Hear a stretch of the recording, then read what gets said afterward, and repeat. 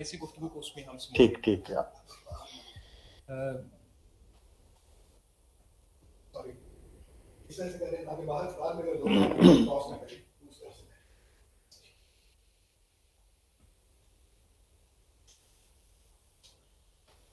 تلاوت کلام پاک کا شرف میں خود حاصل کروں گا. اعوذ باللہ من الشیطان الرجیم، بسم اللہ الرحمن الرحیم. والعصر ان الانسان لفی خسر الا الذین آمنوا وعملوا الصالحات وتواصوا بالحق وتواصوا بالصبر. سب سے پہلے سر آپ کا بہت شکریہ، آپ نے ہمیں وقت دیا. جلیل علی صاحب کے بارے میں کچھ بھی کہنا جو ہے اس کی کوئی ایسی ان کے تعارف کی ضرورت نہیں ہے، ہمارے لیے استاذ کی حیثیت رکھتے ہیں. کہتے ہیں کہ پولی میتھ کا جو دور ہے وہ گزر چکا ہے، اور اب علم کا پھیلاؤ اتنا زیادہ ہے کہ کوئی شخص پولی میتھ نہیں ہو سکتا. اس کا علم جتنا بھی زیادہ ہو، وسیع ہو، لیکن وہ یہ دعویٰ نہیں کر سکتا کہ ہر علم کی ہر شاخ کے اوپر، ہر شعبے کے اوپر اس کی دسترس ہے. تو تاریخ میں بہت سے پولی میتھس گزرے ہیں، لیکن یہ بات واقعتاً ٹھیک ہے کہ اب علم جو ہے وہ ملٹیپلائی ہو رہا ہے جس ریشیو کے ساتھ، جس شرح کے ساتھ. لیکن استاذ محترم کے بارے میں ایک بات میں پورے وثوق سے کہہ سکتا ہوں کہ جہاں تک سماجی علوم ہیں، سوشل سائنسز ہیں، اس میں ہم ان کو ایک پولی میتھ بڑے وثوق کے ساتھ، یہ میں اپنے علم کی حد تک، اپنے تجربے کی حد تک، اپنے مطالعے کی حد تک ہم ان کو کہہ سکتے ہیں. عمرانیات ہو، شاعری ہو، ادب ہو، فلسفہ ہو، تاریخ ہو، تصوف ہو، یہ وہ چیزیں ہیں جس کے اوپر استاذ محترم کی پوری زندگی گزری ہے ان چیزوں میں. تو ہم چاہیں گے، اور آج کا جو موضوع جس کا ہم نے انتخاب کیا وہ بھی استاد محترم کے ساتھ مشاورت کے بعد ہم نے انتخاب کیا کہ اسلامی تہذیبی روح اور مقامی تہذیبی شناختیں. تو یہ موضوع سر ہی نے عطا کیا کہ میں اس پہ گفتگو کروں گا.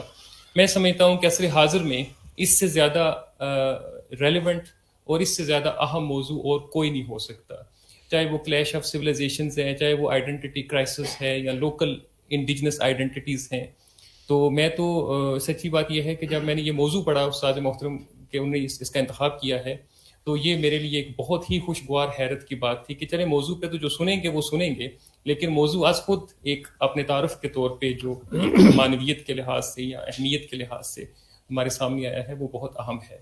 تو بغیر کسی تمہید کے استاد محترم سے گزارش ہے سر آپ اس موضوع کے اوپر روشنی ڈالیے اور ہم سب اس سے استفادہ کریں. اچھا، یعنی یہیں سے چل رہا ہے سلسلہ. میں سمجھ رہا تھا یہ حال میں جائیں گے. بسم اللہ الرحمن الرحیم. محترم اساتذہ کرام، وائس چانسلر صاحب اور عزیز طلباء و طالبات، آج کا پہلی بات تو میں یہ عرض کرنا چاہتا ہوں کہ چونکہ میرا خود بھی تعلق درس و تدریس کے ساتھ رہا ہے، تو اب اس واقعے کو کوئی 22 سال گزر چکے ہیں، 20 سال، لیکن جب بھی کبھی مجھے کسی تعلیمی ادارے میں جانے کا موقع ملتا ہے تو بالکل میں ایسے محسوس کرتا ہوں جیسے مچھلی دوبارہ اپنے تالاب میں آ گئی ہو. تو بہت خوشی ہوتی ہے ایک انٹریکشن کے حساب سے. تو یہاں میں پہلے بھی 2-4 مرتبہ حاضر ہو چکا ہوں، تو بالکل یہ مجھے اپنا گھر ہی محسوس ہوتا ہے. یہ جو ٹاپک آج آپ نے مجھے دیا، یہ جیسا کہ فرمایا جمیل صاحب نے، یہ بالکل میرے بھی انٹرسٹ کا تھا، اور میرا خیال ہے کہ آپ سب کے بھی یہ انٹرسٹ کا ٹاپک ہے. تو اس پر بات شروع کرنے سے پہلے ہمیں ایک دو جو اصطلاحات ہیں ان کے بارے میں ضرور بات کر لینی چاہیے.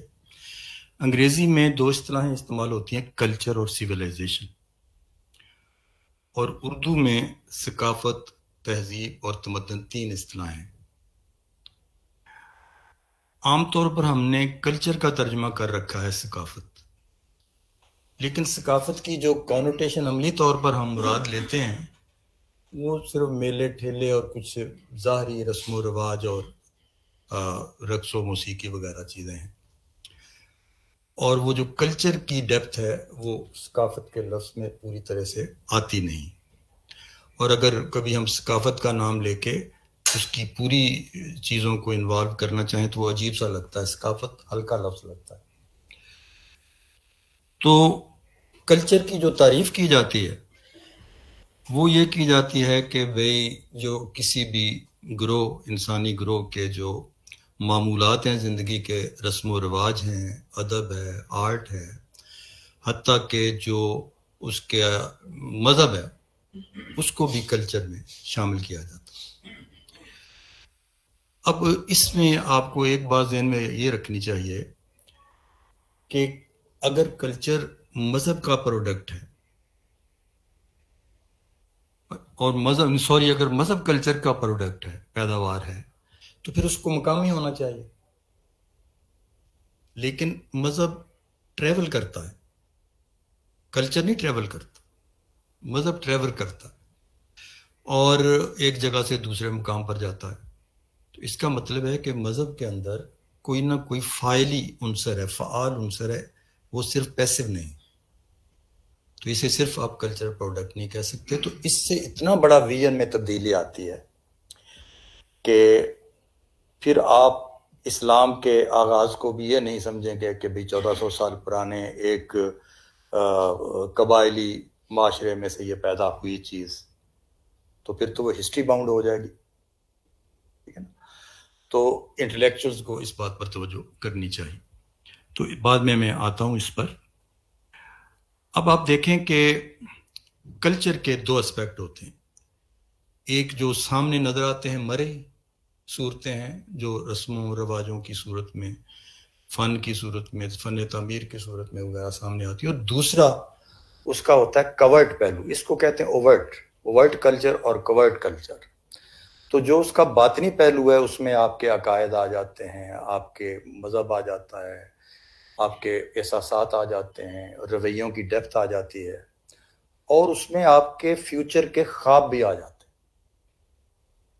لہذا کلچر، کسی بھی کلچر سے پوری طرح سے آگاہ ہونے کے لیے آپ کو یہ بھی دیکھنا ہوگا کہ اس کا لٹریچر کیا کہہ رہا ہے، کیونکہ لٹریچر غالب کے اس شعر کے مطابق میں اندلیب گلشن نا آفریدہ ہوں، کہ میں تو آنے والے زمانے کے باغ کا بلبل ہوں۔ تو گویا وہ خوابوں کی شکل میں، تمناؤں کی شکل میں، اور جو معاشرہ موجود ہے اس سے جتنا ڈسسیٹسفائیڈ ہوتا ہے ایک شاعر ادیب، تو اس کے مقابلے میں اپنی کلام میں، اپنی شاعری میں ایک متبادل شہر، ایک متبادل دنیا کریٹ کرتا ہے۔ تو اس کو بھی سامنے رکھے بغیر کسی کلچر کی ڈیپتھ ہم نہیں سمجھ سکتے۔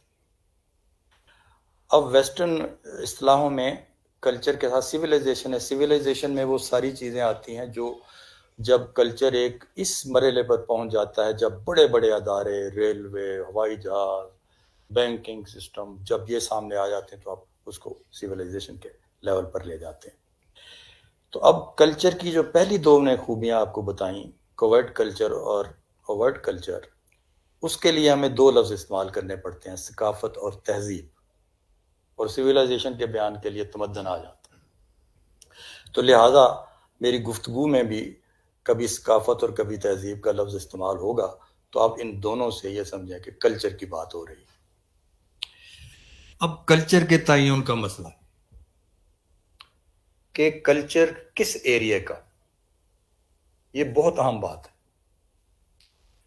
کہ جب بھی کلچر کے کسی کلچر کی آپ نشاندہی کرنے لگتے ہیں تو کوئی آپ کو ایریا قائم کرنا پڑتا ہے۔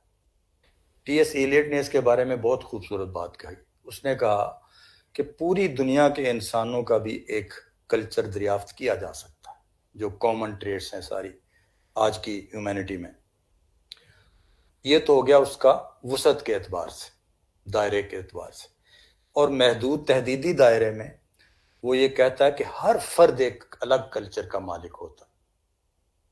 اب اس کے درمیان کتنے دائرے آپ کہہ سکتے ہیں؟ اب اس کے درمیان شہر کا، قصبے کا، گاؤں کا، قومیت کا، قوم کا، بر اعظم کا، یہ سارے دائرے بنتے چلے جائیں گے، اور ان کا آپ کلچر جو ہے اس کی نشاندہی کرتے چلے جا سکتے ہیں۔ اسی لیے ہمارے بہت سارے دوست یہ مغالطہ کر جاتے ہیں کہ ایک طرف تو وہ پورے ہندوستان کو ایک کلچر اکائی سمجھتے ہیں، لیکن جب کبھی پاکستان کے کلچر کا موضوع زیر بحث آتا ہے تو ان کو یہاں کلچر کی چھوٹی اکائیاں تو نظر آتی ہیں، لسانی اور قومیتی اکائیاں، پاکستانی کلچر نظر نہیں آتا. تو وہاں بندہ حیران ہوتا ہے کہ پورے ہندوستان کا تو آپ ایک کلچر دیکھ رہے ہیں. اب یہ مسئلے بھی زیر بحث آئیں گے ہم جب گفتگو کریں گے. تو اب آئیں جی اسلامی تہذیبی روح کے حوالے سے. یہ جو تہذیب ہوتی ہے یہ دو طرح کی تہذیب ہے. ایک تہذیب وہ ہوتی ہے جو مقامی دائرے میں محدود رہتی ہے، جیسے یونانی تہذیب ہے، جیسے اپنا چینی تہذیب. دوسری تہذیبیں وہ ہیں جو ٹریول کرتی، سفر کرتی ہیں. تو چاہے وہ مسیحی تہذیب ہو، بہت حد تک جو بدھزم ہے وہ بھی ٹریول کرتا، اور اسلام. تو اسلام مقامی تہذیب نہیں، اسلام ایک نظریاتی پہلو رکھتا ہے جس کی وجہ سے وہ پھیلتا چلا جاتا. تو اس اعتبار سے آپ یہ دیکھیں گے کہ مذہب میں اور تہذیب میں کیا فرق ہے.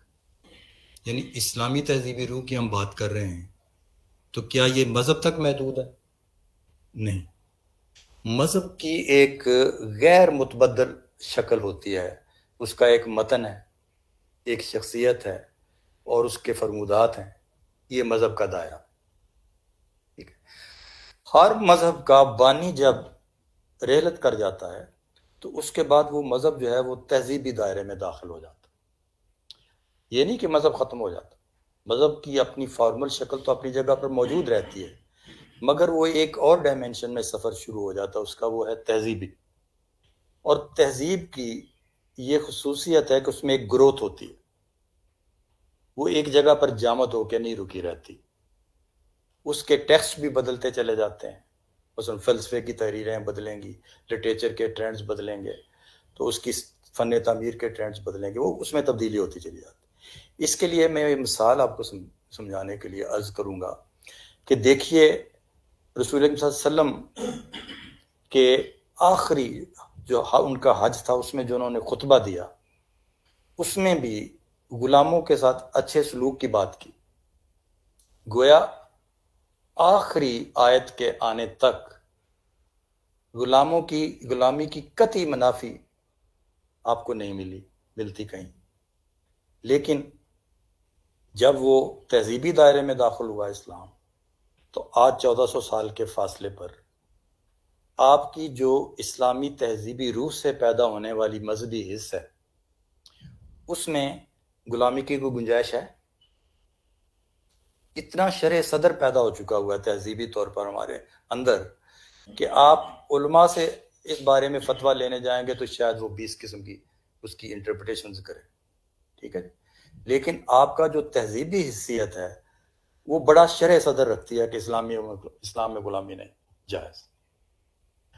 اچھا، اسی طریقے سے آپ دیکھیے کہ تصویر کے بارے میں ایک اباح ہے اسلام میں، مگر آج آپ کے بڑے بڑے علماء خواتین اینکرز کے سامنے بیٹھ کر گھنٹہ ڈیڑھ دو گھنٹے کی وہ گفتگو کرتے ہیں، اس میں شریک ہوتے ہیں.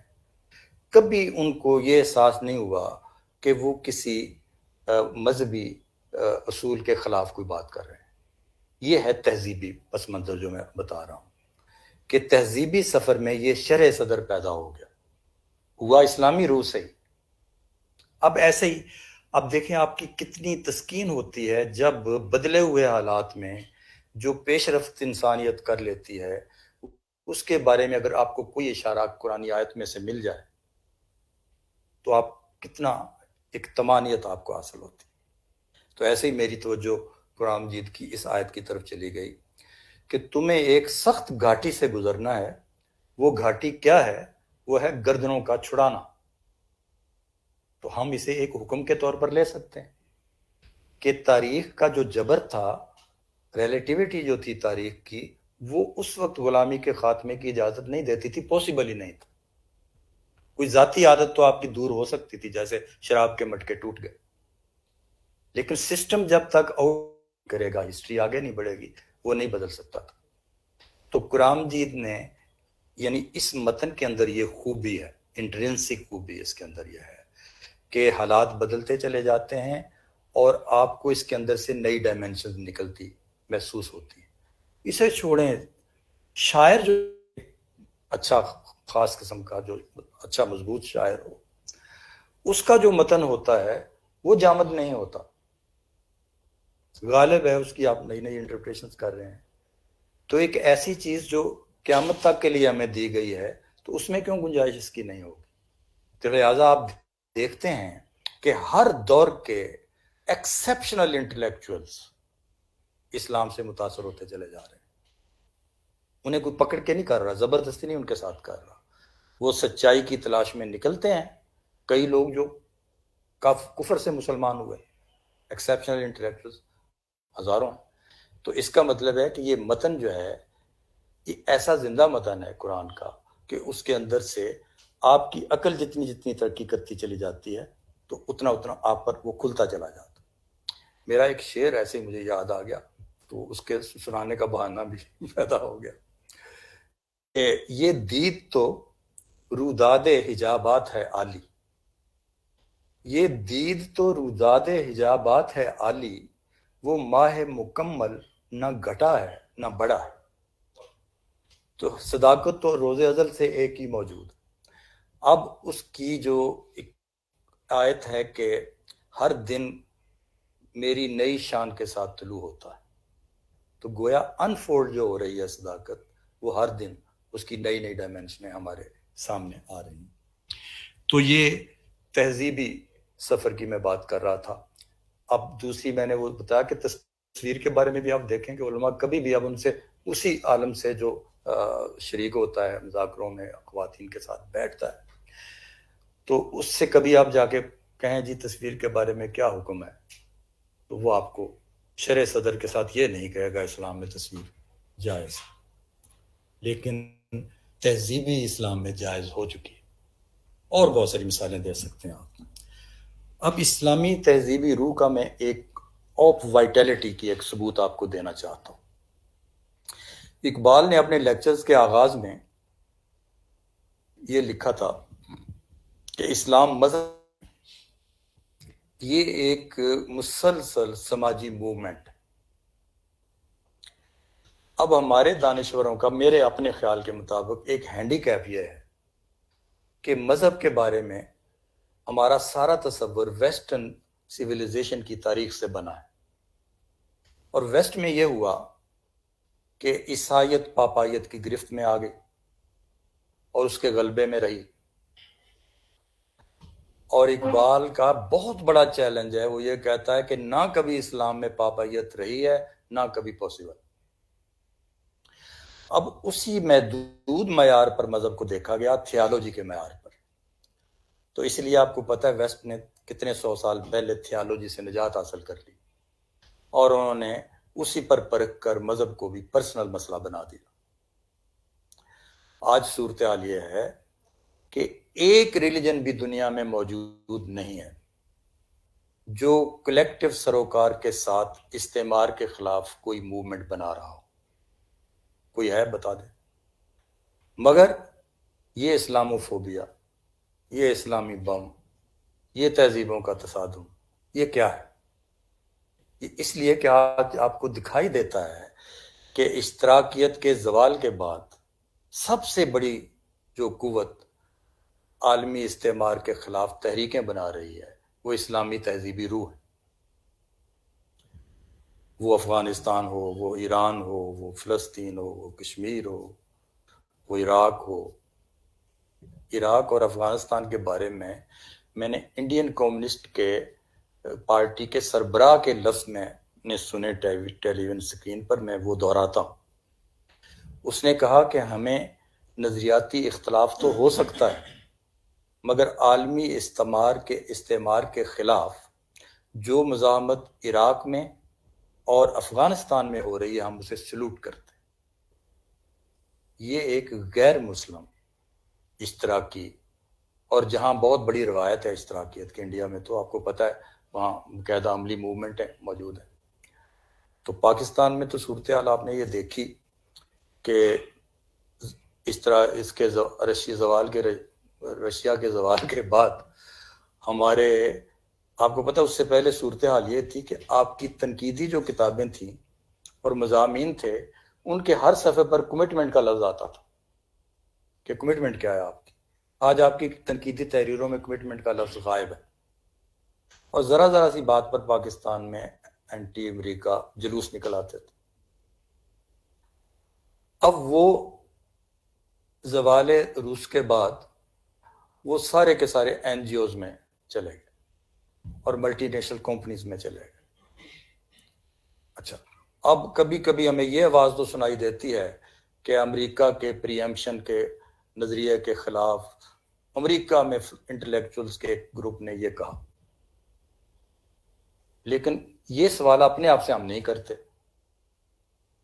کہ کیا باقی علاقوں میں اور پاکستان میں یہ ذمہ داری مذہبی لوگوں کی ہے کہ استعمار کے خلاف بات کریں؟ یہ انٹلیکچوئلز کی ہونی چاہیے، لیکن آپ دیکھ رہے ہیں کہ ادھر تو خاموشی ہے. تو بہرحال یہ میں بتانا چاہتا تھا کہ اسلامی تہذیبی جو روح ہے وہ آج 21ویں صدی میں بھی کتنی زندہ و بیدار موجود ہے، اور اس بات کا ابطال کر رہی ہے کہ ریلیجن صرف تھیالوجی ہوتا ہے. تو اقبال کا وہ جملہ پھر میں دہراتا ہوں کہ اسلام مذہب نہیں، یہ ایک سماجی مسلسل سماجی موومنٹ جو وقت کے ساتھ ساتھ چلتی رہتی. اچھا، اب یہ آ جائیں کہ اسلامی تہذیبی روح جو ہے جب وہ اپنے کسی جہاں وہ پیدا ہوتا ہے مذہب، جب اس سے باہر نکلتی ہے تہذیبی صورت میں، تو وہ کیا کردار ادا کرتی ہے؟ جو میں نے شروع میں عرض کیا تھا کہ وہ فاعلی کردار ہے، مفعولی نہیں. وہ فاعلی کردار یہ ادا کرتی ہے، اس کی 4 صورتیں. یہ میں نے اپنے طور پر غور و فکر کر کے تھوڑی سی یہ 4 صورتوں کا نظریہ ایوالو کرنے کی کوشش کی. یہ 4 صورتیں کیا ہیں؟ پہلی صورت یہ ہے کہ قرآن مجید میں ایک آیت ہے، اے اچھائی اور برائی کا شعور ہم نے انسان کو وہبی طور پر عطا کیا، ان بلڈ ہے. یہ اسلام کی آفاقیت ہے. اگر یہ شعور موجود نہ ہو تو کوئی پیغمبر، کوئی صوفی، کوئی فلاسفر، کوئی دانشور انسان سے مخاطب نہیں ہو سکتا اچھائی سے یا مورالٹی کے پہلو سے. کوئی چیز ہے جو رسپونس کرتی ہے تو آپ اس سے مخاطب ہو کے اسے آرٹیکولیٹ کرتے ہیں، اسے ریفائن کرتے ہیں. تو جو وہ بھی شعور ہے، اسی کی وجہ سے اور بھی 2-3 جگہ پر آیات ہیں جس میں یہ کہا گیا کہ جس نے توحید پر ایمان جو شخص لایا، آخرت پر، آخرت کیا ہے؟ جواب دہی، اور اس نے اچھے عمل کیے، چاہے وہ مسلمان ہے، چاہے وہ یہودی ہے، چاہے وہ نصرانی ہے، چاہے وہ صابی ہے، اس کے ہاں، اللہ کے ہاں اس کے لیے اجر ہے، قیامت کے روز اسے کوئی خوف اور غم نہیں ہوگا. تو گویا اب خبر پہنچنے کا طریقہ کیا ہے؟ کیا آپ کسی بندے کو یہ بتا دیں کہ رسول اللہ صلی اللہ علیہ وسلم اللہ کے رسول ہیں تو اس کے علم کا حصہ ہوگی؟ یہ چیز اس کی آگاہی کا ہوگی؟ آگاہی کا حصہ تو اس وقت ہوگی جب اس کی اندر سے تائید شامل ہو جائے، وہ چیز انٹرنلائز ہو جائے. کبھی کسی مجذوب سے آپ نے سوال کیا کہ آپ یہ کیوں کر رہے ہیں، وہ کیوں کر رہے ہیں؟ ہر بندہ اپنے شعور کی سطح کا جواب دے. لہٰذا یہ جو بات ان کے لیے کہی گئی جو شعوری سطح پر اسلام کی حقانیت سے گلے نہیں مل سکے، تو ان کے لیے کہا گیا کہ اگر وہ بھی شعور کے مطابق نیک عمل کرتے ہیں تو ان کے لیے ایک وہ رعایت ہے. تو اب جو ہم تو فیصلہ کرنے والے نہیں ہیں نا کہ بھئی یہ بندہ جنت میں جائے گا یا نہیں جائے گا، یہ تو اللہ میاں کرے گا فیصلہ. لیکن میں اس کی سماجی پہلو پر ضرور روشنی ڈالنا چاہتا ہوں کہ سماجی پہلو سے اس کے یہ معنی ہے کہ وہ انفرادی شعور ہے، اور خاص ہے ترکیب میں قوم رسول ہاشمی. جب اقبال کہتا ہے تو یہ اس کا اجتماعی شعور کہ اللہ کہتا ہے کہ انسانوں کو مخاطب ہو کے کہ تم میں سے ایک جماعت ایسی ہونی چاہیے جو لوگوں کو اچھائی کی تلقین کرے اور برائی سے روکے، اور وہ جماعت تم ہو. یعنی ملت اسلامیہ انسانیت کا ہراول دستہ ہے جو اس کا پوٹینشیل سٹیٹس، جو اسے ہونا چاہیے. سبق پر پھر صداقت کا، عدالت کا، شجاعت کا، لیا جائے گا تجھ سے کام دنیا کی امامت کا. اس میں اسی اسلام کی جو پہلو ہے، تصور ہے، اس کی تبلیغ کی گئی ہے کہ آپ کا سٹیٹس یہ ہے کہ آپ کو منظم ہو کر برائی کے خلاف جہاد کرنا ہے۔ تو یہ تو مارکسزم میں تو آج آ کے 19ویں صدی میں 20ویں صدی میں آپ کو بتایا نا کہ یہ کرنا ہے۔ تو اسلام نے تو بہت پہلے سے آپ کو بتایا ہوا ہے کہ آپ نے کیوں نہیں نکلتے تم ان مقہور و مجبور بستیوں کی مدد کے لیے جو اس انتظار میں ہیں۔ یہ قرآن کی آیات سنا رہا ہوں میں آپ۔ تو یہ اس کا کلیکٹیو پوٹینشیل ہے کہ ایک سماجیاتی میکانزم پیچھے موجود ہے کہ جب آپ امت رسول صلی اللہ علیہ وسلم کے آپ ممبر ہو جاتے ہیں، رکن بن جاتے ہیں، تو آپ آگاہی کے ایک برتر درجے پر فائز ہو جاتے ہیں جس میں اجتماعی شعور بھی شامل ہو جاتا ہے۔ تو پھر آپ کا امتحان بھی اور اس امتحان میں کامیابی کے انعامات بھی اور ہیں، مختلف ہیں۔ وہ جو انڈیویجول نیکی کے ہیں وہ نہیں ہیں، اس سے کہیں زیادہ۔ تو وہ جو 4 میں پہلو بتانے لگا تھا کہ پہلا پہلو یہ ہے کہ یہی جو بات میں نے ابھی کی کہ ویبی شعور کے مطابق دنیا کے ہر کلچر میں اچھی باتیں موجود ہیں۔ تو جب بھی اسلامی تہذیبی روح کسی دوسرے علاقے میں جاتی ہے تو وہاں وہ ان قدروں کو اور ان ثقافتی مظاہر کو من و عن قبول کر لیتی ہے جو اس کی بنیادی اسپرٹ سے ہم آہنگ ہوتے ہیں۔ تو بر صغیر کے کلچر کی بہت ساری جو مذہب مظاہر ہیں ہمارے اندر جو موجود ہیں، جو ہمارے انٹلیکچوئلز کو یہ دھوکہ دیتے ہیں کہ یہاں کا مقامی کلچر ہے، اس کا مذہب کے ساتھ کوئی تعلق نہیں ہے، ان کے لیے یہ بات ہے کہ یہ انسان کی وہ جو اچھائی کی فطرت ہے اس کی زائدہ چیزیں ہیں، اس کو اسلام قبول کرتا، لے لیتا۔ اور اسی کے سلسلے کی یہ حدیث بھی ہے کہ حکمت مومن کی گمشدہ میراث ہے، جہاں سے بھی ملے لے لے۔ اب دوسرا جو اس کا صورت ہے وہ ہے ترمیم و اصلاح کی، کہ بہت ساری قدریں ایسی ہوتی ہیں وہاں کی مقامی جن کو تھوڑی بہت تبدیلی کے ساتھ اسلامائز کیا جا سکتا ہے یا اپنی بنیادی اسپرٹ سے ہم آہنگ کیا جا سکتا ہے۔ جیسے برصغیر میں آپ نے دیکھا کہ یہاں کی روح موسیقی تھی اور ان کے مذہب کا حصہ تھی، تو ہم نے اس میں سے قوالی نکالی اور کلاسیکل موسیقی میں کئی راگ مسلمانوں نے بنائے، کئی ساز بنائے۔ تو یہ اس طریقے سے ترمیم اس میں کر کے اسے شامل کر لی۔ اور بھی کئی چیزوں کی، لیکن لمبی ہو جائے گی بات، مثال دی جا سکتی ہے۔ تیسری شکل ہے رد کی، کہ جو بنیادی اسپرٹ کے مکمل طور پر متضاد چیزیں ہوں، متصادم ہوں، ان کو سٹریٹ اوے رد کر دیا جاتا ہے۔ جیسے یہاں کا کلچر اور مذہب دونوں میں ستی کی رسم موجود تھی، لیکن جو بندہ بھی اسلام قبول کر لیتا تھا تو اس گروہ میں شامل ہو جاتا تھا جہاں ستی نہیں ہو سکتی تھی۔ اس طرح سے گائے یہاں کی بہت مقدس چیز تھی، تو جیسے ہی آپ کنورٹ ہو جاتے تھے، آپ مسلم جمعیت کا حصہ بن جاتے تھے، آپ اس کا گوشت کھانا شروع کر دیتے تھے۔ یہ چھوٹی تبدیلی تو نہیں ہے نا، بہت بڑی کلچرل تبدیلی۔ اور اسی طریقے سے یہاں بت پرستی تھی، تو آپ نے اس کو مجسمہ وسمہ تو آپ شاید بنا لیتے ہوں، لیکن بت پوجا کے لیے تو نہیں بنا سکتے آپ۔ تو یہ جو قائد اعظم نے کہا تھا کہ جب پہلا ہندو مسلمان ہوا تھا تو پاکستان بن گیا تھا، اس بیان کی ذرا ڈیپتھ پر ہمیں غور کرنا چاہیے۔ گویا وہ یہ کہہ رہے ہیں قائد اعظم کہ ایک نئی تہذیبی قومیت یا ایک نئی تہذیبی جمعیت کا آغاز ہو گیا تھا۔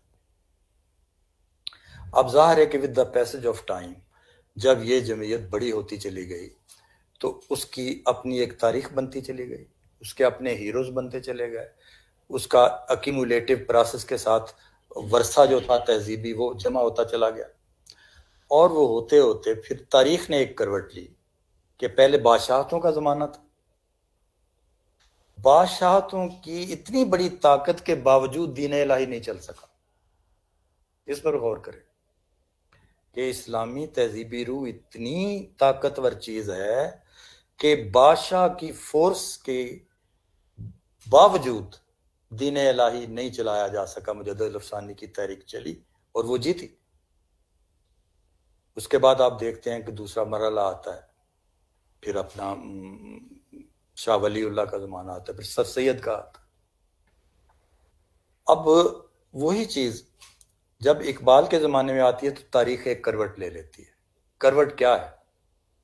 کروٹ یہ ہے کہ بادشاہتی زمانہ ختم ہو جاتا ہے اور اب ایک ٹوٹا پھوٹا جمہوری زمانہ آ جاتا ہے اور انگریزوں کی غلامی کا جو عہد ہے، تو اس میں غلامی سے بھی نجات حاصل کرنی ہے کہ فیوچر آپ کا کیسا ہونا چاہیے، اس پر بھی سوچنا، یہ دونوں باتیں شامل۔ تو میں یہ کہا کرتا ہوں کہ دو بندے ایسے تھے، ایک اقبال اور ایک پریم چند، دونوں اپنی اپنی تہذیبی کلیت کے ساتھ تخلیقات کر رہے تھے۔ دونوں میں سارے پروگریسو ایلیمنٹ شامل تھے جو تحریک بعد میں چلی، یعنی اس تحریک کے منظم ہونے سے پہلے پریم چند بھی ایک پروگریسو بندہ تھا، اقبال بھی ایک پروگریسو بندہ تھا، مگر فرق یہ تھا کہ دونوں وہ اپنی ہندی تہذیبی روح کو لے کر چل رہا تھا، اقبال اپنی اسلامی تہذیبی روح کو لے کر چل رہے تھے۔ تو یہ دو روحیں آپ کو وہاں بھی نظر آ جاتی ہیں، پریم چند میں اور علامہ اقبال میں۔ اب ترقی پسند تحریک آئی تو انہوں نے مذہب کو اسی ویسٹرن کنسیپٹ کے مطابق، حالانکہ لینن نے بھی یہ کہہ رکھا تھا کہ ہندوستان میں مذہب کو نہ چھیڑنا،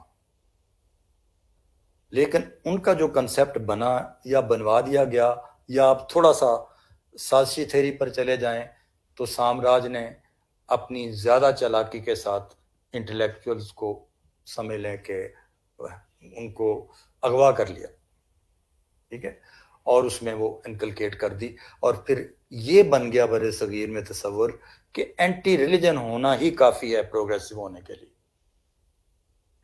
اور اس میں آپ کے ویسٹرن ماڈرنسٹ اور مارکسسٹ ترقی پسند، یہ دونوں اپنے آپ کو ہم نظر سمجھنے لگ گئے، التباس ہو گیا۔ حالانکہ بنیادی جھگڑا اشتراکی پروگریسوسٹ کا ماڈرن وہ ہیومنسٹ کے ساتھ تھا، لیکن آپ کے ہاں جو تاریخ بنی اس میں آپ نے دیکھا کہ یہ دونوں اپنے آپ کو ایک ہی گروہ سمجھتے تھے، اور وہ کس بنیاد پر سمجھتے تھے؟ اینٹی ریلیجن ہونے کی بنیاد پر، جبکہ اس سے پہلے کتنی بڑی نظریہ سازی اقبال کر چکا تھا کہ وہ کہتا تھا تقریباً 80-90% اشتراکیت کو اسیمیلیٹ کر چکا تھا اپنے ویژن، اور کہتا تھا اشتراکیت جمع خدا مساوی اسلام، کتنا سا مسئلہ ہے کہ اسپرچولیزم کو شامل کر لیں تو یہ تو پورا وہ ہو جاتا۔ بلکہ یہ تک اس نے کہا کہ قرآن مجید میں جو آیت ہے کل الف، تو میرا خیال یہ ہے کہ فیوچر میں یہ جو اشتراکی موومنٹ چلی ہے ہیومن نالج کی بنیاد پر، اس کے معنی جو ہیں وہ انفولڈ ہوں گے، تو کسی وقت اگر یہ اسلام کو قبول کر جائے تو میرے لیے کوئی حیرت کی بات نہیں ہوگی۔ تو اب جو پاکستان کا تصور ہے، تشکیل پاکستان کا، جس پر ٹو نیشن تھیوری کے بارے میں بہت ساری ریزرویشنز ہیں، بہت سارے سوالات ہیں، میں اسے بھی تھوڑا سا ڈیل کرنا چاہتا ہوں۔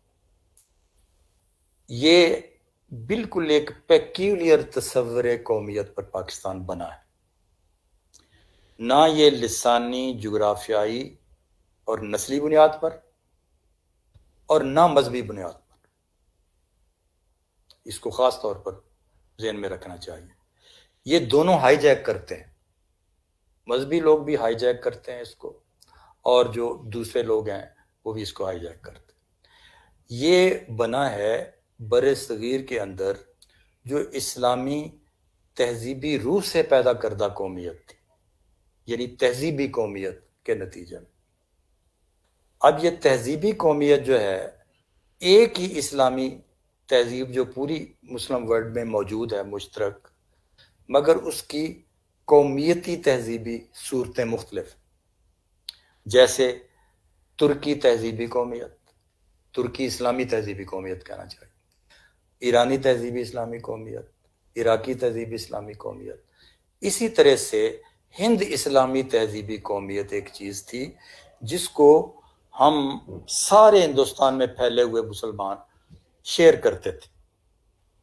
اس شیئرنگ کے نتیجے میں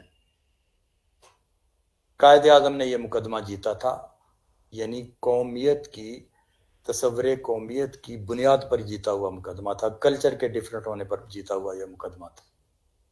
تو وہ آپ سب کے ذہنوں میں وہ اقتباسات موجود ہوں گے جس میں قائد اعظم کہتے ہیں کہ ہمارے ہیرو مختلف ہیں، ہماری تاریخ مختلف ہے، ہماری زبان مختلف ہے۔ زبان تو آپ کو ہندوؤں نے بتایا کہ آپ کی یہ زبان ہے، آپ تو شاید اپنی نہیں کرنا کہتے، انہوں نے کہا نہیں، ہم نہیں، کانگریس نے کہا تھا نا کہ بھئی ہندوستان کی زبان ہندی ہوگی، اردو نہیں ہوگی۔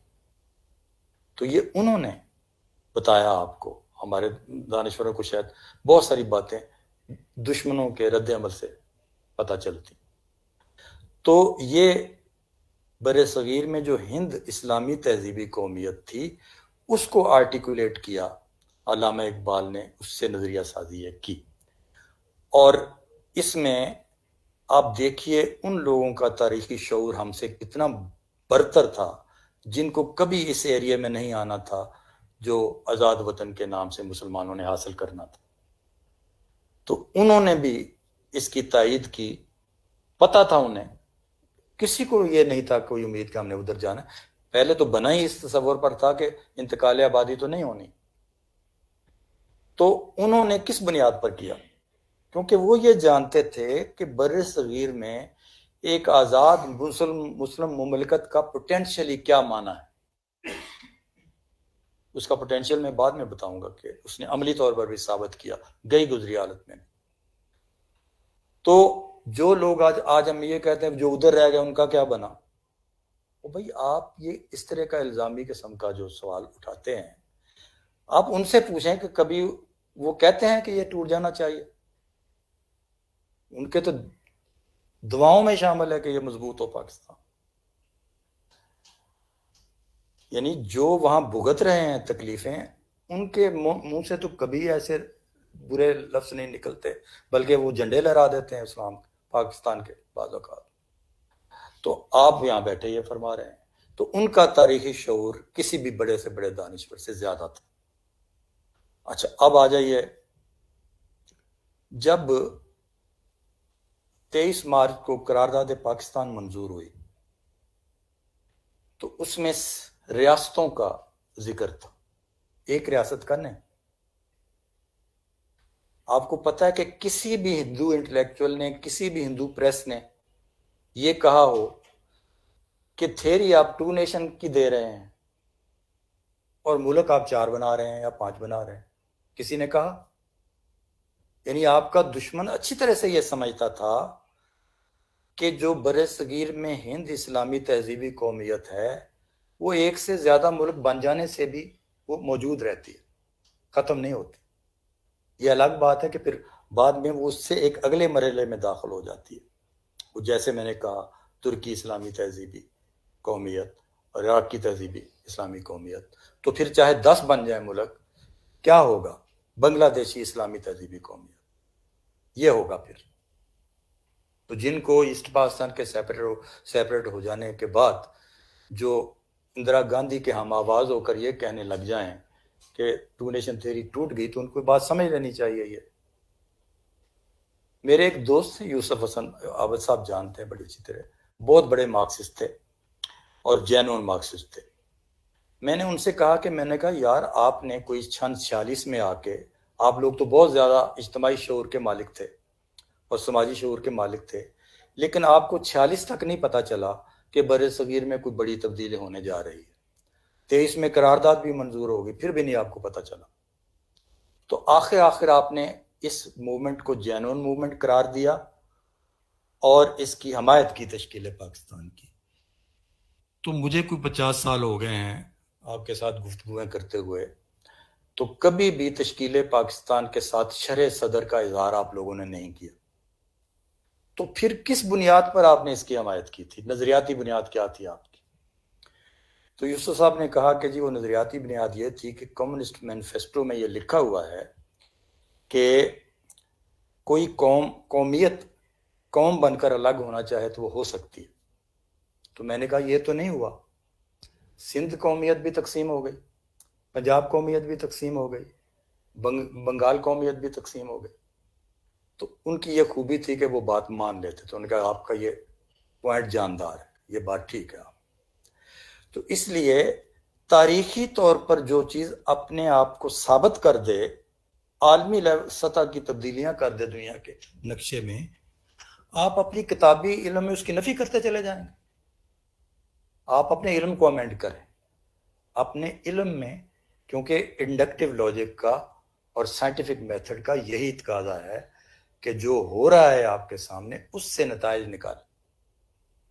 تو اب جناب تشکیل پاکستان ہو جاتی۔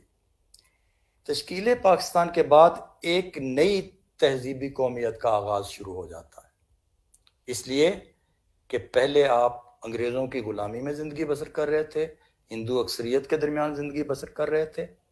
اسی لیے دیکھیں کہ جو لوگ تاریخ کے اس اضافیت کے عمل کو نہیں سمجھ پاتے، کیسے تاریخ انہیں ڈسکارڈ کرتی ہے۔ عنایت اللہ مشرقی کا کیا دعویٰ تھا؟ وہ یہ کہتے تھے انگریزوں کو کہ آپ نے مسلمانوں سے چھینا تھا یہ ملک، تو مسلمانوں کو واپس کر کے چلے جائیں۔ تو گویا وہ کھڑکی سے باہر نہیں دیکھ رہے تھے کہ کیا تبدیلی واقع ہو چکی ہے، پرسپیکٹیو ہی بدل چکا ہے۔ تو اس بات کو اقبال نے سمجھا۔ آپ دیکھیں کہ اقبال کو بالکل اسی طرح سے وہ کام کرنا پڑا جو وحدت الوجودیت کے فلسفے کے خلاف مجدد الافسانی کو کرنا پڑا تھا۔ مجدد الافسانی نے جب دین الہی کی مخالفت کی تو انہوں نے ڈیپتھ میں جا کر جو چیز ایک نفسیات بناتی ہے دین الہی کے لیے، وحدت الوجودیت کا تصور، انہوں نے اس کو کے اوپر تنقید کی اور پھر وحدت الشہودیت کا تصور دیا۔ تو اسی لیے جتنا زیادہ ڈیپتھ میں جا کر آپ کوئی نظریہ سازی کرتے ہیں وہ اتنا اس کی لائف لمبی ہوتی ہے، پرولونگڈ ہوتا ہے۔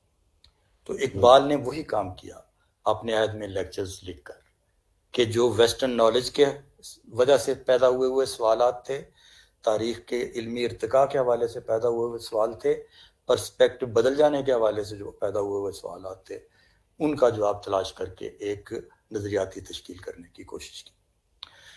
تو اب آپ ظاہر ہے کہ جب تشکیل پاکستان ہو گئی تو ایک نئی شناخت بنی، اس شناخت کا نام میں نے لیا ہے اسلامی تہذیبی قومیتی شناخت۔ تو اس کا اظہار کتنا وائٹل انداز میں ہوا، ظاہر ہے پہلے دن تو سارا کچھ نہیں ہو جانا تھا نا۔ آج 75 سال گزرنے کے بعد آپ بڑی آسانی سے چیزیں دیکھ سکتے ہیں۔ برے صغیر میں جو مسلمان پیچھے رہ گئے وہ آج بھی بکھرے ہوئے ہیں اور اکثریت کے ماتحت ہیں، ان کا ظاہر ہے اور ہوگا صورتحال۔ ہماری ایک سوورن ہیں، ہمیں اندر کے کچھ جبر جو موجود ہیں ان کے ساتھ ہماری کشمکش جاری ہے، لیکن اس کے باوجود کیا ہوا، یہ بھی لٹریچر کے دوست جو یہاں بیٹھے ہیں انہیں پتہ ہے کہ تشکیل پاکستان سے پہلے ہمارے ادبی پرچوں میں نعت شامل نہیں ہو سکتی تھی۔ ہمارے ایک بہت بڑے ایڈیٹر کے پاس انجم رومانی نعت لے کے گئے تو انہوں نے کہا کہ اس کا مطلب ہے میں لینن کے بارے میں بھی نظمیں چھاپوں، میں مارکس کے بارے میں بھی نظمیں چھاپوں۔ اب آپ دیکھیں کہ اپنے زور پر نعت کیسے لٹریچر میں آئی۔ اقبال تو پہلے بہت بڑی واردات کے طور پر اس کی شاعری موجود تھی نا، کہ جب تمام رسالوں میں نعت موجود نہیں ہوتی تھی، اقبال کی پوری واردات جو ہے وہ گھومتی ہی رسول اکرم صلی اللہ علیہ وسلم کی شخصیت کے گرد ہے، ساری سوشیالوجی اس کی رسول اکرم صلی اللہ علیہ وسلم کی شخصیت کے گرد ہے۔ اسی لیے وہ کہتا ہے خاص ہے ترکیب میں قوم رسول ہاشمی۔ تو اس نے الگ سے نعت لکھی ہو نہ لکھی ہو، مگر اس کا سارا کلام نعت ہے۔ خیرہ نہ کر سکا مجھے جلوہ دانش فرنگ، سرما ہے میری آنکھ کا خاک مدینہ و نجف۔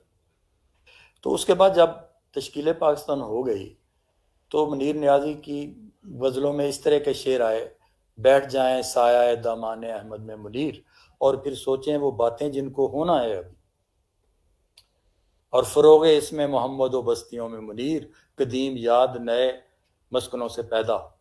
یہ اس کی غزلوں کے شعر۔ تو آپ نے دیکھا کہ کس طریقے سے آپ کے کریٹو وین میں رسول اکرم صلی اللہ علیہ وسلم کی شخصیت جو ہے وہ اس کی جھلک شروع ہوتی ہے۔ ویسے تو ایک تجزیہ اس طریقے سے بھی آپ کر سکتے ہیں کہ ہر جو ادبی روایت کا تصور انسان ہوتا ہے وہ کیا ہے. تو آپ دیکھتے ہیں کہ ہر بڑی جو روایتیں ہیں ادبی، ان کے پیچھے جو مرکزی شخصیت ہوتی ہے تصور انسان کی، ان کے پیچھے بدھ کا جو لٹریچر ہے اس کے پیچھے گوتم بدھ کا آرکیٹائپ ہے. مسیحی لٹریچر جو سارے کا سارا ہے اس کے پیچھے حضرت عیسیٰ. اس طریقے سے جو اسلامی لٹریچر، مسلمانوں کا لٹریچر، اس کے اندر جو تصور انسان کی بیسٹ مثالی شکل ابھرتی ہے وہ رسول اللہ صلی اللہ علیہ وسلم کے ہی آرکیٹائپ سے بنتی. یہی بات نہیں ہے، ایون ایک جیسے کام کرنے والے لوگوں کی جو گرومنگ ہوتی ہے وہ بھی اپنے اپنے تصور انسان کے حوالے سے ہوتی ہے. مدر ٹریسا مسیحیت پیدا کرتی ہے، اور عیدی جو ہے وہ رسول اللہ صلی اللہ علیہ وسلم اور ملت اسلامیہ پیدا کرتی. لیکن ہمارا احساس کمتری کا یہ حال ہے کہ مدر ٹریسا کا تو ایک ایریا تھا اور عیدی کے 20 ایریا تھے، لیکن ہمارے ویژنوں میں وہ کوئی بڑی چیز لگتی ہے یا چھوٹی چیز لگتی ہے. تو اس لیے ذرا آنکھیں کھولنی چاہیے ہمیں ان چیزوں کے بارے میں. تو تشکیل پاکستان کے بعد ایک بات میں نے آپ کو بتائی، دیکھیں اردو زبان، آپ کی یہاں کی زبان اردو، ہندوستان کی کتنا میں اور ٹائم مجھے دیں گے آپ؟ اچھا چلے میں اسے وائنڈ اپ کرتا ہوں. اچھا تو میں کیا کہہ رہا تھا، مجھے آپ نے یہی بلا دیا. اردو زبان ایک نیا خد و خال آپ نے بنا چکی، جس میں پنجابی نے، سندھی نے، بلوچی نے، ان سب زبانوں نے اس کو طاقت دی ہے، اور اس کا ایک مختلف اب خد و خال واضح ہو چکے ہیں، جسے پاکستانی اردو بھی آپ کہہ سکتے ہیں. تو اب میں اسے وائنڈ اپ کرنے کی طرف آتا ہوں، چونکہ ٹائم مجھے تو نہیں پتہ چلا کتنا گزر گیا. تو وہ یہ ہے کہ اب ایک تو پاکستانی تہذیبی تشخص ہے ہمارا، جس کو 20 شکلوں میں آپ دیکھ سکتے ہیں اور جو ظاہر ہوتا ہے. مثلا ابھی میں نے اردو زبان کی بات کی، ابھی میں نے ایک اور واقعہ آپ کو بیان کیا کہ پاکستان میں 4 مارشل لا لگتے ہیں روکنے کے لیے لوگوں کا اجتماعی کنسنسس.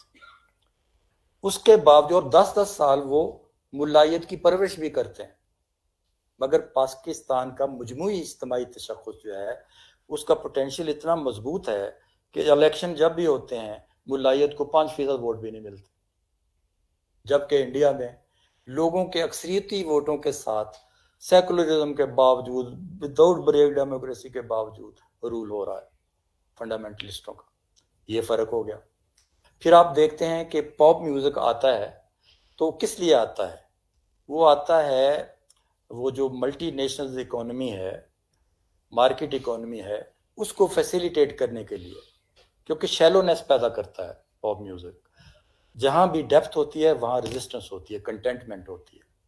تو وہ جب کنے جانا ہے بلو دے کر کے انداز میں آیا تھا، وہ میرا شاگرد ہے بچہ ابرار، تو آپ نے دیکھا کہ ایک دم کیسے دھماکہ سا ہوا.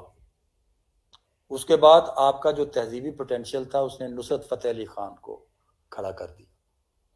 یہ غیر شعوری طور پر ساری چیزیں ہوتی ہیں.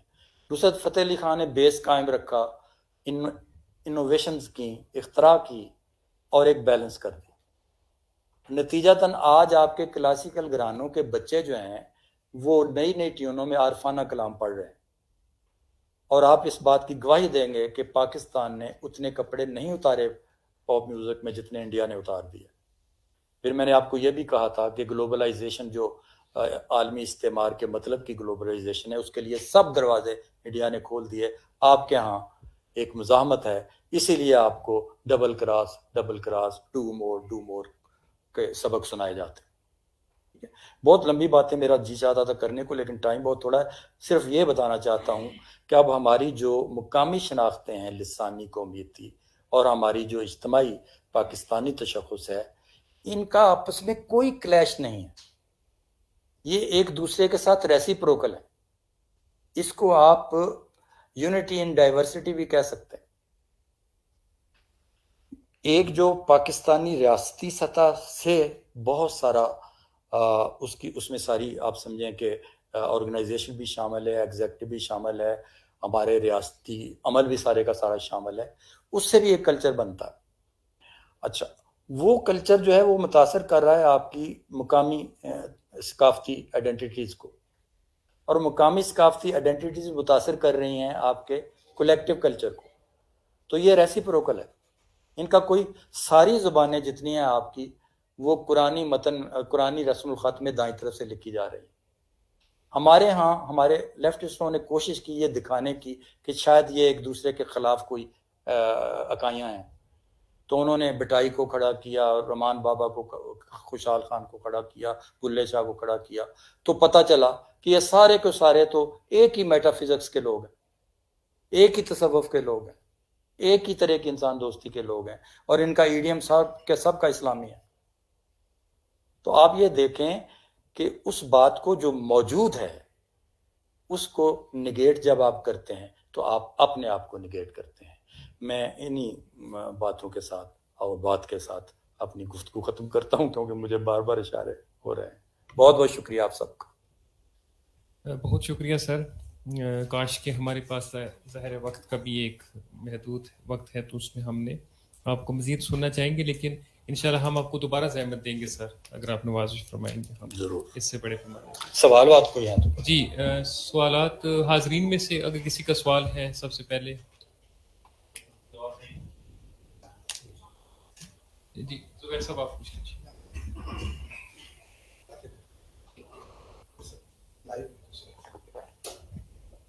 بہت شکریہ سر، آپ کی گفتگو سے اسلامی تہذیب کے حوالے سے بڑی روشنی میسر آئی. میں سوال نہیں، کچھ ایک دو آبزرویشنس ہمت پا کر جی جی آپ کے پہلے کامنٹ کے حوالے سے کہ اگر ہم بزرگوں سے ڈس ایگری نہیں کریں گے تو ہاں بڑھیں گے کیسے. بالکل بالکل. 2-3 آبزرویشنز ہیں سر. آپ نے جب کلچر اور مذہب کا تقابل پیش کیا تو آپ نے فرمایا کہ مذہب جو ہے وہ ایک سماجی حیثیت سے ایک بڑھتی ہوئی چیز ہے اور کلچر جو ہے وہ ایک لمیٹڈ ایریا ہے. اس سے الٹ بات. مذہب تو ایک غیر متغیر چیز ہے. جی میں وہی گزارش کر رہا ہوں. لیکن آج ہم اگر گلوبل کلچر کی طرف دیکھتے ہیں، آپ ہمارے کپڑوں کی طرف ہی اندازہ لگا لیجئے، دیکھ لیجئے، تو ہم ایک گلوبل کلچر کے نمائندے بن چکے ہیں. ہماری بول چال، ہمارا اٹھنا بیٹھنا، ہمارے سوچنے کے انداز، ہماری فیوچرسٹک آؤٹ لک. تو ایک تو یہ آبزرویشن ہے. دوسرا آپ نے فرمایا کہ سماج کے خلاف جتنی تحریکیں ماڈرن دور میں ہیں وہ اسلامی تہذیب اٹھا رہی ہے استعمار کے خلاف. اگر میں استعمار کی ڈیفینیشن درست سمجھا ہوں تو 20 ایسی مثالیں ہیں جو کہ غیر مسلم تہذیبوں میں اٹھی ہیں. جیسے بلیک موومنٹ ہے، بلیک لائیوز میٹر ابھی چل رہی ہے.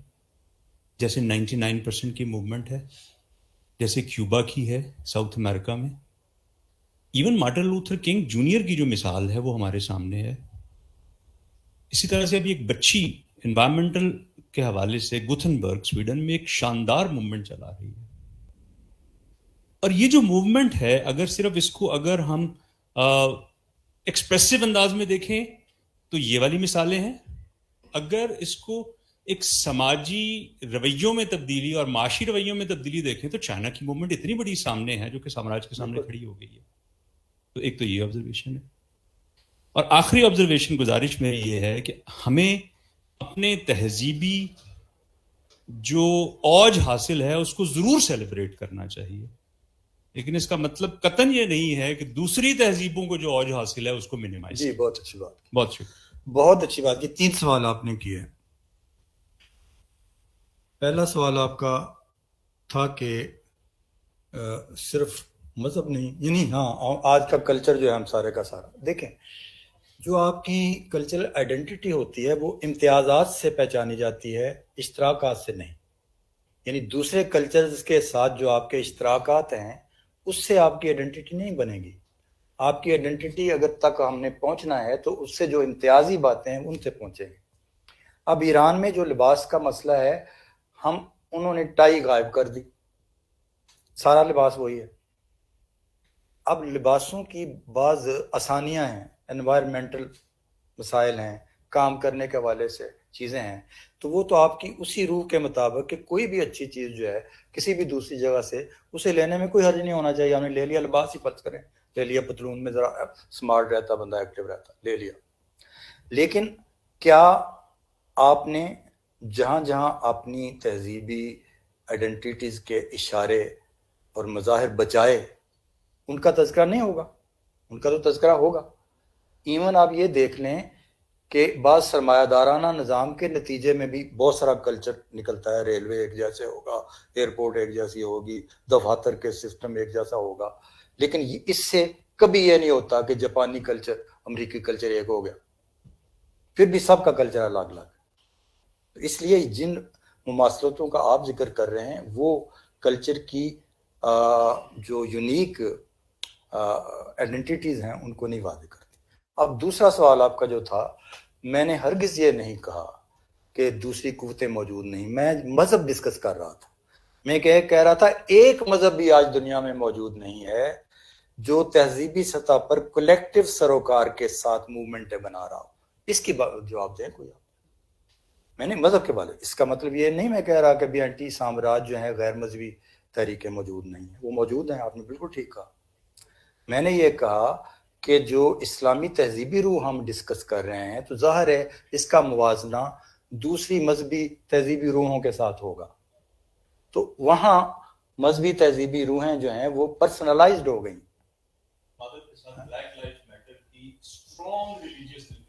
سر ٹھیک ہے, دیکھیں بات پھر وہ وہی کہوں گا, کوئی اکراس دا کنٹریز تو موجود نہیں ہے نا. یہ تو ایک اصول ہے, یہ ایک اصول ہے کہ ایکسیپشن کو آپ, کیونکہ دائرہ جو ہم نے بنایا وہ یہ بنایا ہے کہ مذہبی جمعیتیں جو ہیں ان میں کولیکٹیو کنسرن کے ساتھ عالمی تحریک, ٹھیک ہے نا. اس میں کوئی ایک آدھ مثال آپ دے بھی دیں تو ہم تو یہ کہہ رہے ہیں کہ بیشتر تہذیب کے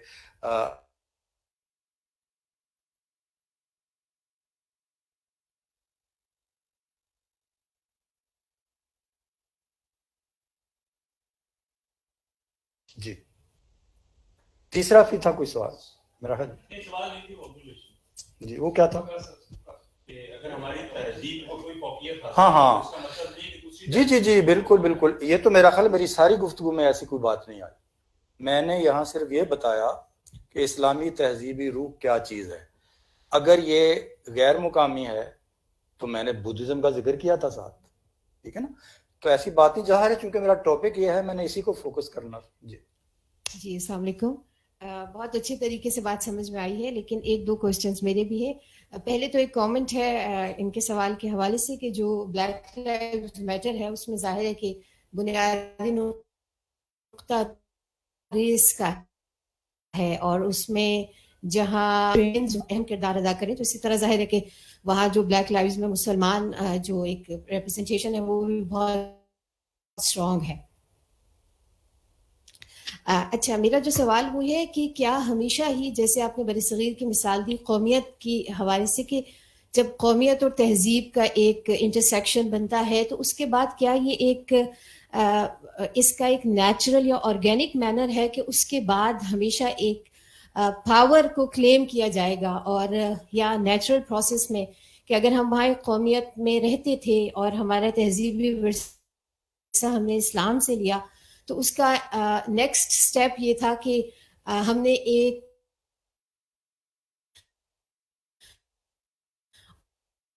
اور دوسرا سوال ایک کوئی گلوبل مسلم آئیڈینٹی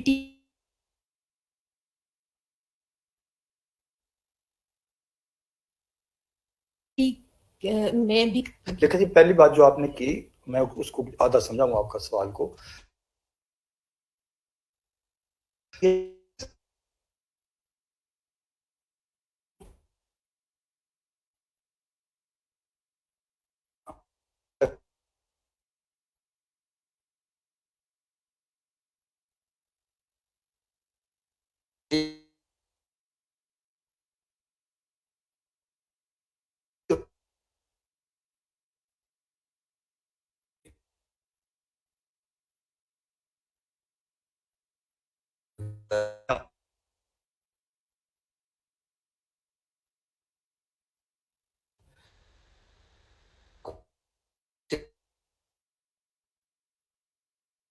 چھپا کے اور محفوظ کر لیتے ہیں.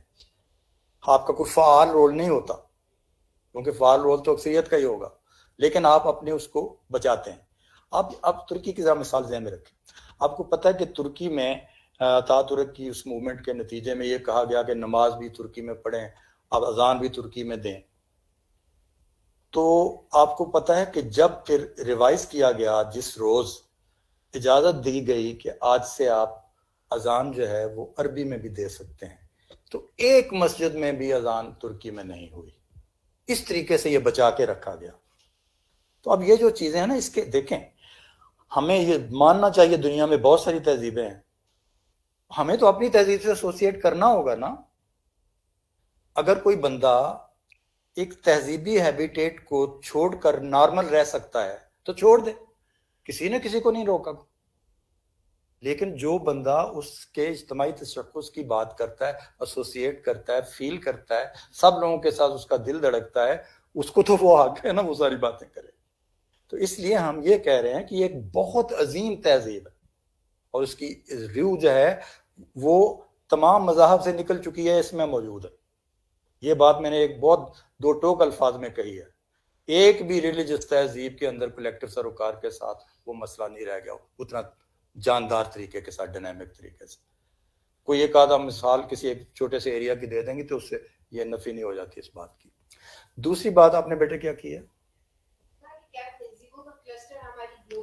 ہاں، یہ بڑی اچھی بات. یہ ہے پوٹینشیل کی بات، کہ یہ زور مارتا ہے بار بار اور بڑی طاقتیں اس کو تباہ و برباد کر دیتی ہیں. ایک دفعہ نہیں ہوا، بھٹو کی اسلامی سربراہی کانفرنس کے ساتھ جو کچھ ہوا آپ نے دیکھا. تو یہ بار بار ہوتا ہے. آپ B C C I bank بناتے ہیں، آپ کچھ کرنے جاتے ہیں تو عالمی جو طاقتیں ہیں وہ یہ کرتی ہیں. لیکن ایک بات کی وہ گواہی دیتی ہیں، کبھی کسی نے کرسچن ورڈ نہیں کہا، مسلم ورڈ کہتے ہیں.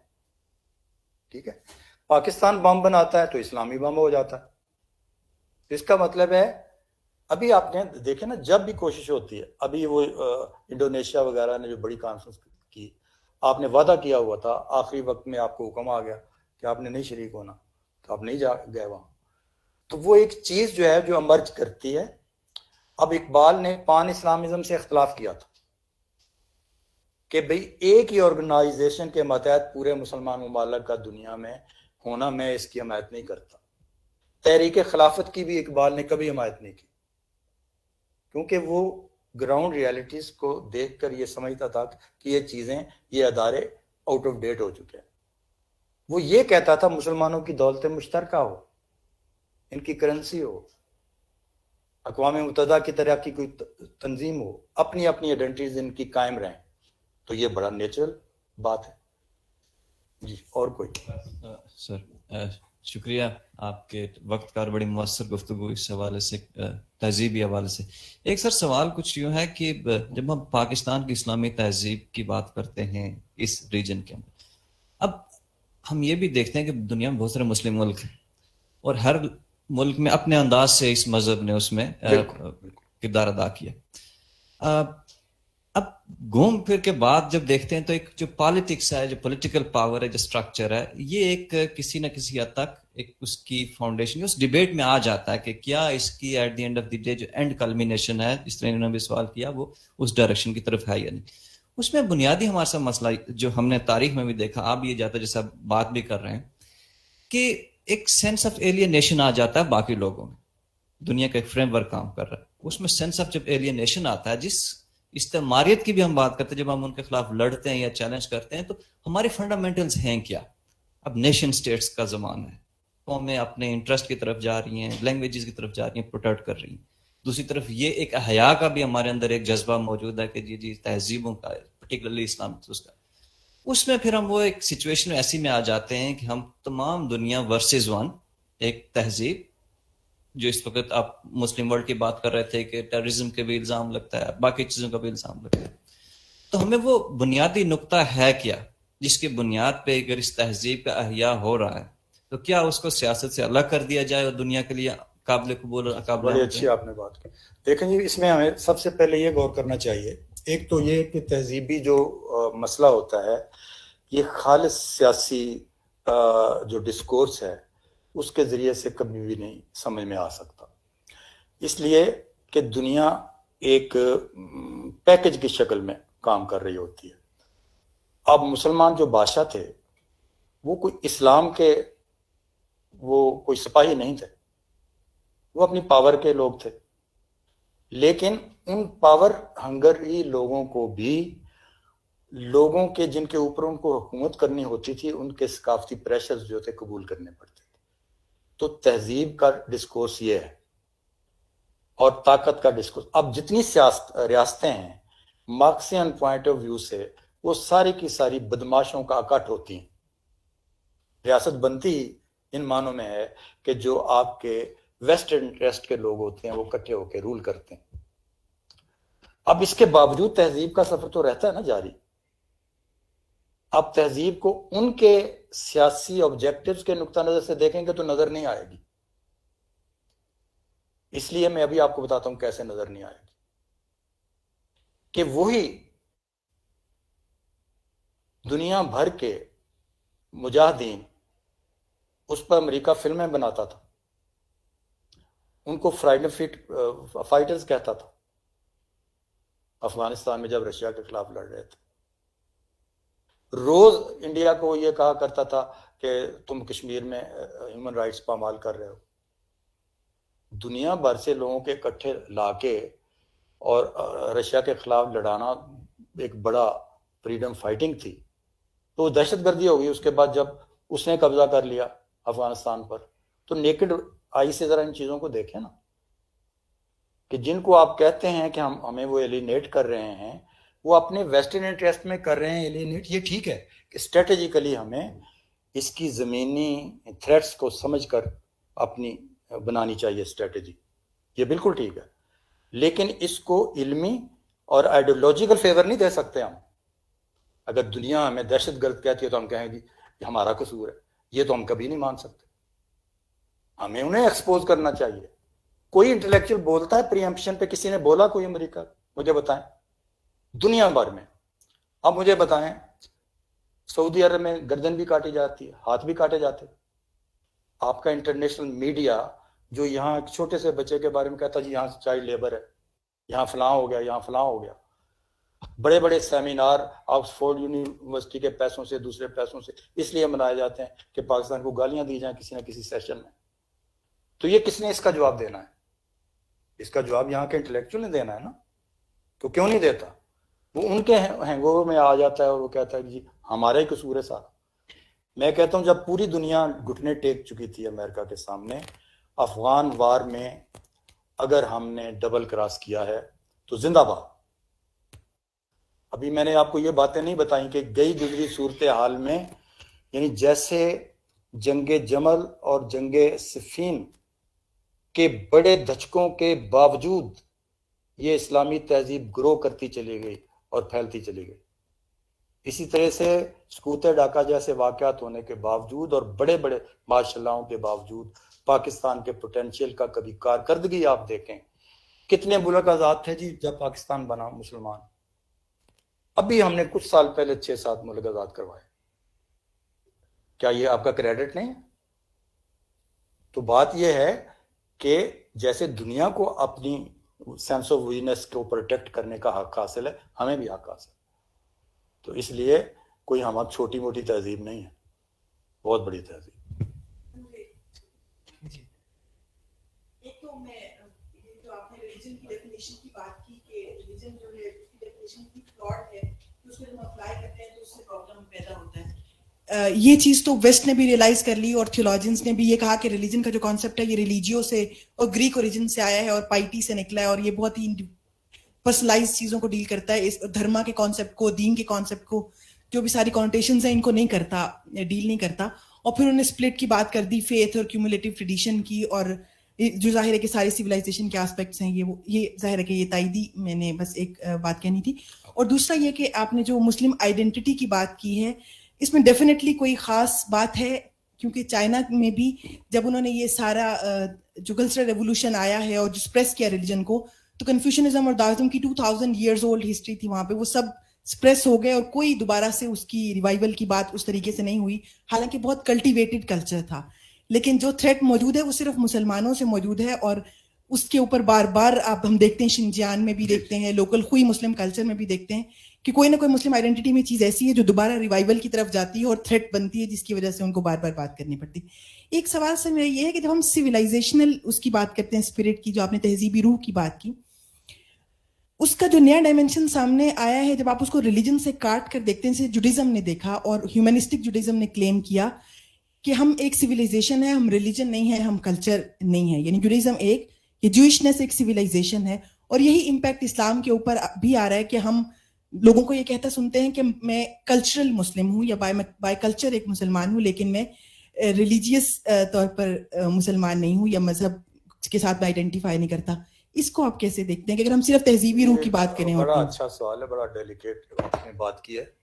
اصل میں دیکھنا یہ چاہیے کہ اسلامی تہذیبی روایت جو بنتی ہے کہیں جا کے اس کا تعلق ہمارے بنیادی ریلیجس تھیم سے جڑتا ہے کہ نہیں جڑتا ہے. یہ جتنے بھی تہذیب کے ماہرین ہیں وہ یہ بات مانتے ہیں. مثلا ول ڈورانٹ ہسٹری کا بندہ ہے, وہ مسلم سیویلائزیشن اپنی بک میں بتکرار بار بار یہ بات ریپیٹ کرتا ہے اور لکھتا ہے کہ جتنی بھی سیویلائزیشنز اور تہذیبیں دنیا میں گزر چکی ہیں ان میں سب سے زیادہ مسلمانوں نے ہیومنلی بہتر بیہیو کیا.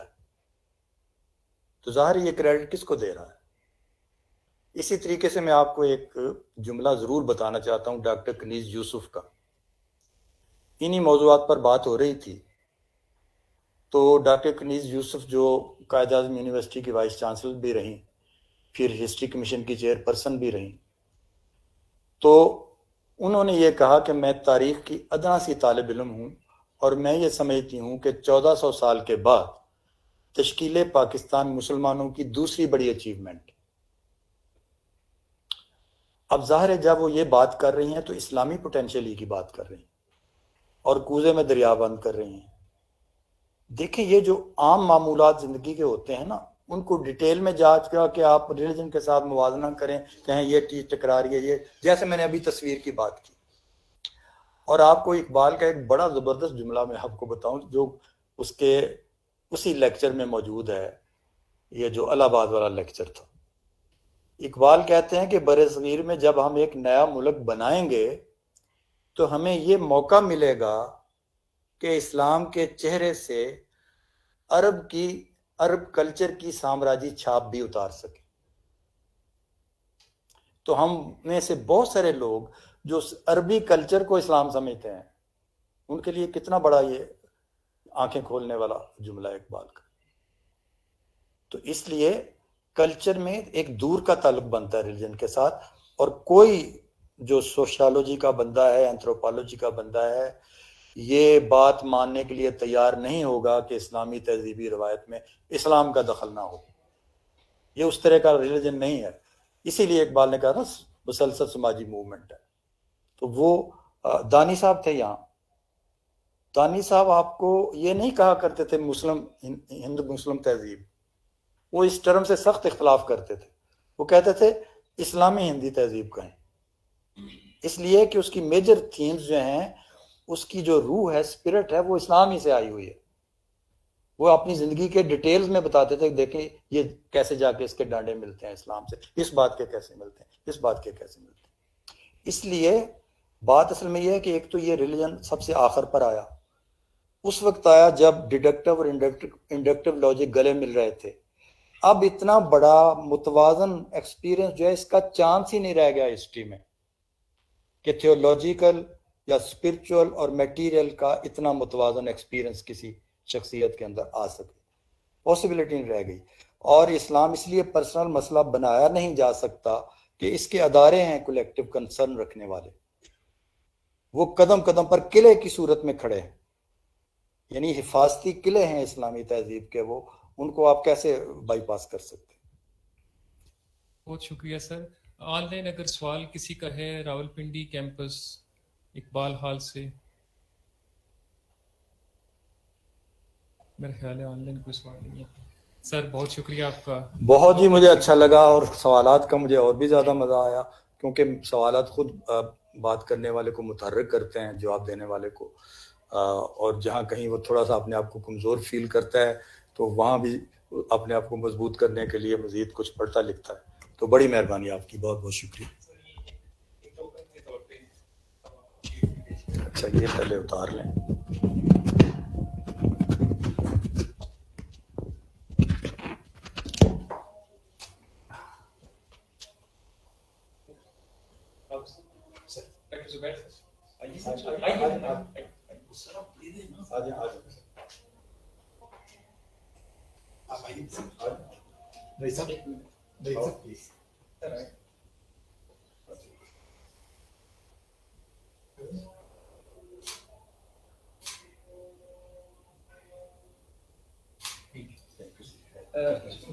عمر صاحب چلیں گے؟ جی سر.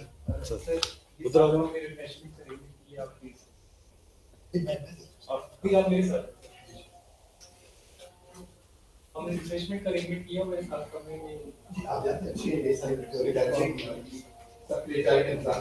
بہت شکریہ. سر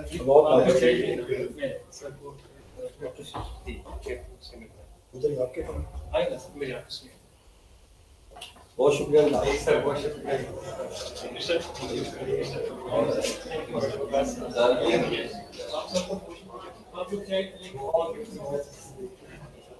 یہ مہمان ہے آپ میزبانی کریں.